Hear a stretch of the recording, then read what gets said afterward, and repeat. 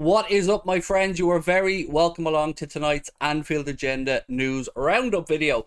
You know what I'm going to say. I like your comments. Let me know what you think about the subjects that I speak about. Hit that subscribe button, drop a like on the video, all the stuff that every YouTuber that's ever existed has said to you guys.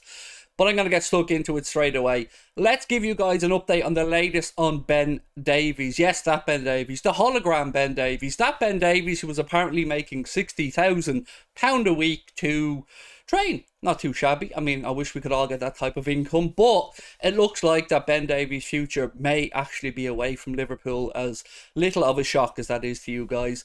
Blackburn look like they're making serious moves to try and bring in Ben Davies, which will see him go to Blackburn, surprisingly enough. So let's wait and see if they follow through or if they can come to an agreement that Liverpool are comfortable with. The latest figures that I'd seen mentioned were about £2 million.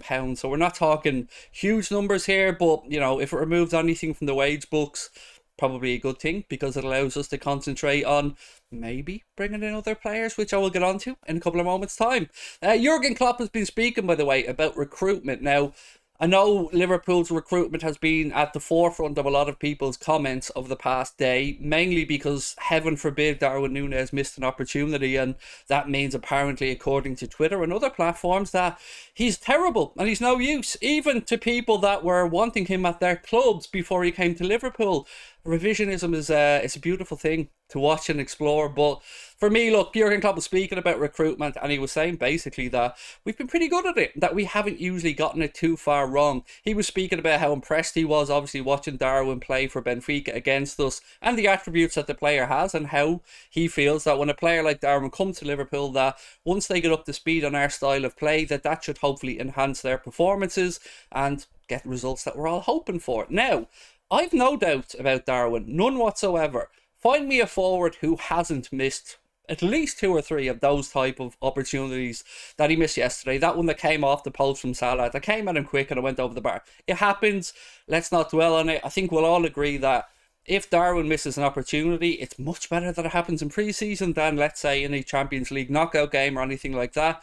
And I also think it's really unfair for anybody to write a player off after 2 training sessions and 30 minutes at the end of a game with blisters on his feet in terrible conditions where, look, the conditions were terrible. That really probably shouldn't be an excuse, to be fair, because United's conditions were the same and they played well. But what I'm saying is, I don't know how anybody can judge this guy off 2 training sessions and 30 minutes.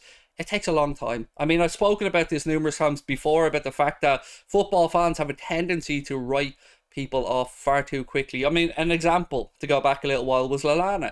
For the longest time, people didn't understand what Lallana brought to Liverpool. Then they started to see. Jordan Henderson, another example. Look at right back to Andy Robertson. It took Andy Robertson a long time before Klopp even trusted him enough to put him in the team. So I wouldn't worry about Darwin. Yes, opportunity arises to opposition fans who want to put us down at every opportunity. And look, that is their prerogative. But we all know when it comes to the serious matters of football, when the Premier League kicks off, that Liverpool will be there or thereabouts. Because as mad as this sounds, there has really been people out there that are trying to suggest that we may not even get top 4 now. I don't know, folks. I just don't know. Moving on to Gabby Agbonlahor for a second, because he's just the gift that keeps on giving when it comes to stupid stuff and stupid comments. And now he's been speaking about Joe Gomez. You know, that Joe Gomez that just signed a contract extension. The Joe Gomez that just spoke about how happy he is at Liverpool, how he wants to knuckle down and play and be part of our success. Yes, that Joe Gomez. Well, Gabby Agbonlahor said he wouldn't be at all surprised if Joe Gomez isn't a Liverpool player by the end of the transfer window. You what now, Gabby? You what? By the end of this window. Why would Joe sign a contract if he had any intention to want to move away? Klopp obviously loves him. 24, 25 years of age, as experienced as he is. He only cost us £3.5 million from Charlton when he came in. What suggests we're going to sell him now? If he was potentially going to be sold, obviously it would have been in Joe's advantage to push that through while his contract was running down. He's happy. Yes, I understand that maybe Gabby Agbonlahor has heard that Steven Gerrard was interested in bringing him to Aston Villa, but I think we can safely say that ship has sailed. And for more Gabby Agbonlahor masterclasses in football punditry, just Google his name, because every couple of weeks he pops up with something that just is nonsense usually, to be fair. Look, I do have some actual news to bring to you guys as well, so hold with me a second because I want to talk about a couple of little bits and pieces. So, as you know, Liverpool have been staging concerts at Anfield over the past couple of years. I think the license says they're allowed to hold 6 events. I know the Eagles have played there. I think, if I'm not, Pink has played there, and Bon Jovi and a couple of others. I think Take That as well. Well, a little bit of news on next summer. There won't be any concerts or anything taking place at Anfield, obviously, because of the Annie Road extension being built. So, just in case you were wondering, a little bit of pointless news, but a little bit of news nonetheless. There have been more links with Liverpool to Sporting Lisbon's Nunez as well. I said to you guys the other day that Liverpool, Manchester City and Chelsea had been linked with him. But today it's been reported that although he has a release clause in his Sporting contract of roughly £50 million, I mean, it's a little bit up from that, 50.6. That is set to expire in 2026, but it's believed that a figure of around £33.7 million would be enough to get Nunez out of Sporting and to the Premier League, by the looks of it. Now, do Liverpool have a serious interest in the player? I honestly don't know, but the links keep coming. They're not one, not two, not three, multiple links. Now, from the little bits of information I have been able to gather, I think Manchester City are more inclined to make a move for the player, or certainly pushing harder to. But there has been a couple of things today that suggested Liverpool were looking to hijack that deal. How true it is, I don't know. Are Liverpool being used for clout here, or to maybe try and drive the price upwards? Wouldn't be the first time it's happened, probably won't be the last. But what makes it interesting is he is the type of player that I could understand us having a link with. Another Sporting player actually is Gonçalves. I'm not sure how you pronounce his name, sorry, but you know by now. If you know me, I can't pronounce anything, so he's another one worth keeping an eye on.